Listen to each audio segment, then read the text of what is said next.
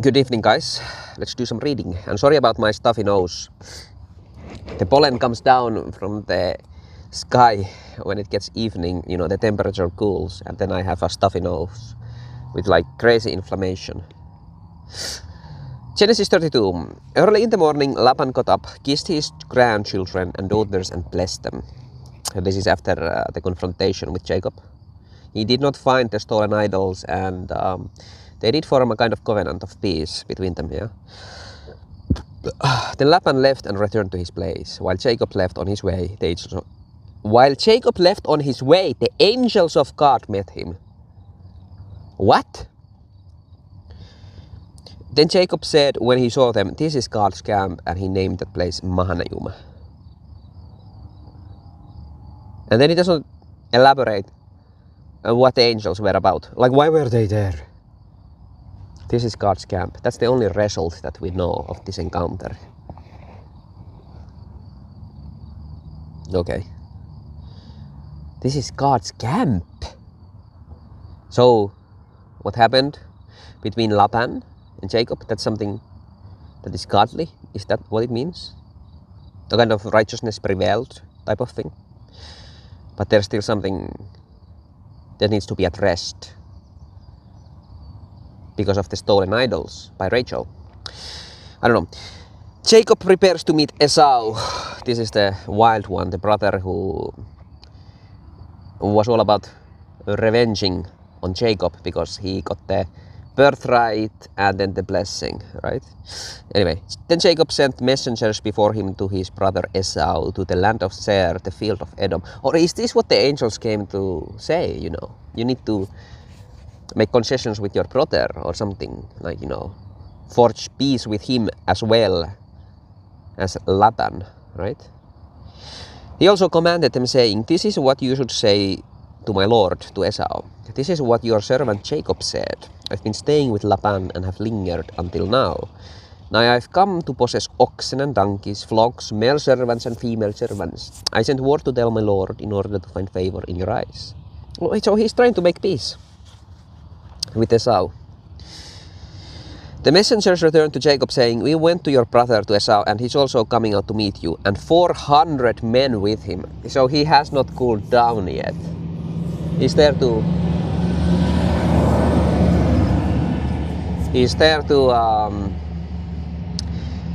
not make peace, it seems like. So Jacob became extremely afraid and distressed. He divided the people with him along with the flocks and herds and camels into two camps.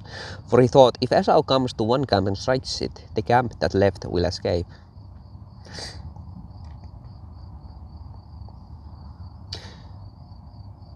Is that clever? I feel like that's not very clever.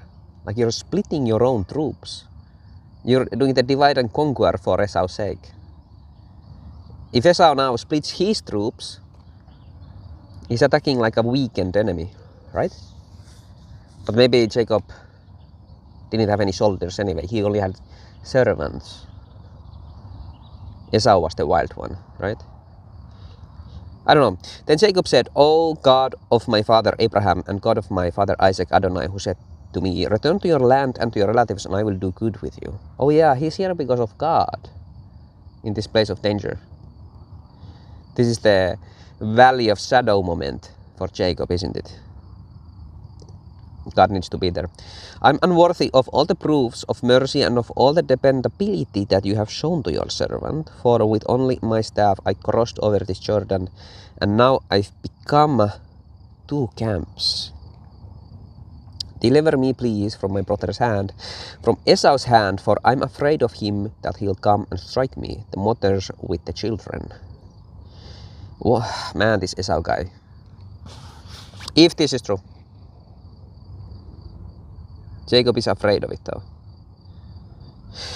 "You yourself said, 'I will most certainly do good with you, and will make your seed like the sand of the sea that cannot be counted because of its abundance.'" I feel like this is out of the time when God really is seen in people's life, when there is this uncertainty. These fears, for example. I've had these experiences. The first one that comes to mind now I think I was in Bulgaria and it was getting dark and I was going up a mountain and I was on an e-bike then, a heavy e-bike, and it ran out of battery and I was walking up it.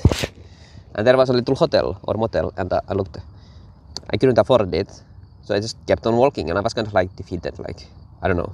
Maybe there was like a part of me that was like accepting that this is my lot now and thinking about God. And then a man stopped and gave me a ride to a really pretty city. He was a nice guy. He drove kind of fast around like a curved road.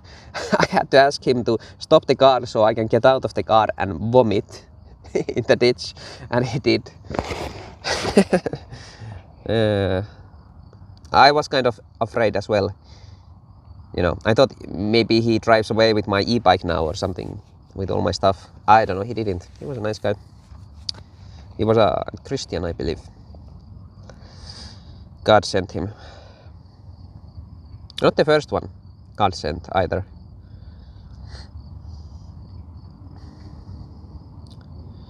Oh, where was I?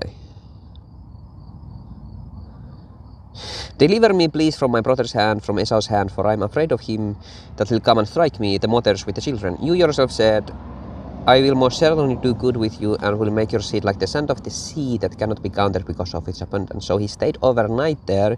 Then from all that had come into his possession he took an offering for Esau his brother. I mean, that's pretty good. God blessed you a lot with Laban. 200 female goats, 20 billy goats, 200 ewes, 20 rams, 30 milking camels.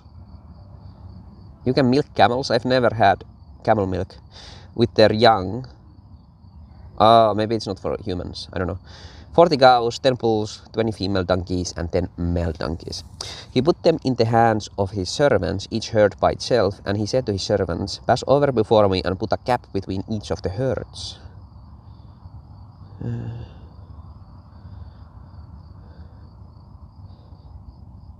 Then he commanded the first one, saying, when my brother Esau meets you and asks you, saying, to whom do you belong, and where are you going to, and to whom do all these before you belong, then you are to say, to your servant, to Jacob. It's an offering sent to my lord Esau, and look, he's also behind us. Okay, so he split the gift of his own like that. I mean, Esau is a terrible brother if he doesn't go along with this. He doesn't really have any legs to stand on. He's the one who sold his birthright for soup. Although lentil soup is pretty good. I've only had the green kind though. The brown kind maybe. Brown kind. And he also commanded the second one, the third one, and all those who were going behind the flock, saying, say the same exact thing to Esau when you find him. Then you are to say, look, your servant Jacob is also behind us. For he thought, let me appease him with the offering that goes ahead of me, and afterward see his face, perhaps he'll lift up my face. So the offering passed over ahead of him while he spent that night in the camp. Then he got up that night and took his 2 wives, his 2 female servants, and his 11 sons, and crossed over the ford of the Jabbok. He took them and sent them across the stream, and he sent across whatever he had. You know, this fight with Esau is about the blessing that Isaac was gonna give Esau, and Jacob got it instead. But it seems like Esau is also very blessed. He has 400 men.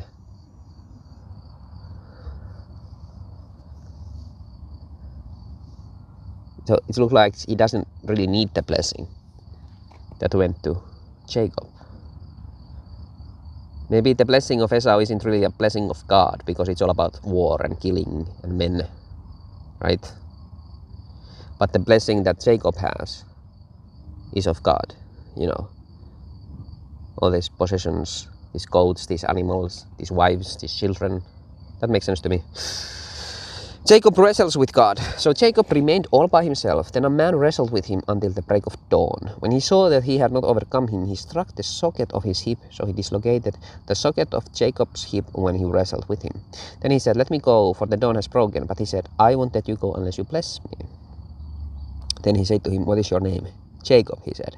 Then he said, your name will no longer be Jacob, but rather Israel. For you have struggled with God and with men, and you have overcome. I guess this is a different angel of the Lord than the ones who came to meet before. But that's kind of interesting. Jacob called his camp the camp of God, and now there is an angel of the Lord. So I guess he was kind of invited in. And there was this fight. I know Israel means, wrestling with God. And you can take it both ways, and you should take it both ways, You're wrestling kind of against God or with him eventually, right? You're probably wrestling against God in the beginning though, right? That has been my experience. Then Jacob asked and said, please tell me your name. The Tree of Life version capitalizes the your. That's interesting. It usually only does this for Yeshua, the Messiah, and God, of course. Right? I'm not sure about that actually. But he said, what's this? You're asking my name? Then he blessed him there. Because you asked the name. So Jacob named the place Peniel, for I've seen God face to face, and my life has been spared.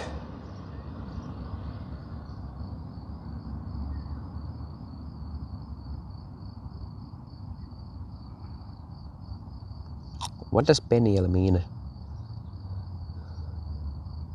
Then he blessed him there. Just for asking the name.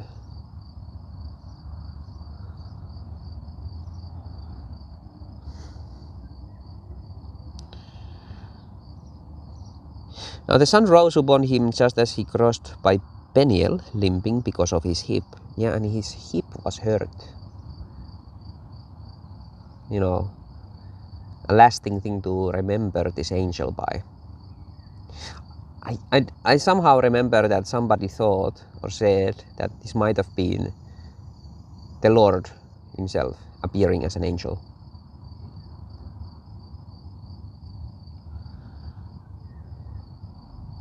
A messenger, and the message was, here's a war wound with me. wait, what did he say here actually?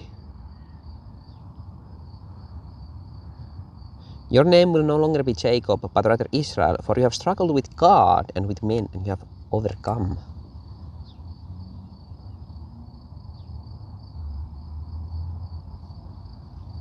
Huh.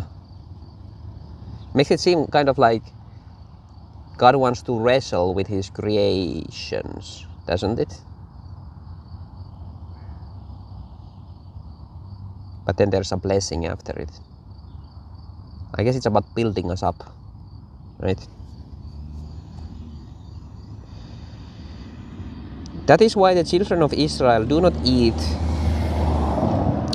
the tendon of the hip socket to this very day, because he struck the socket of Jacob's thigh on the tendon of the hip.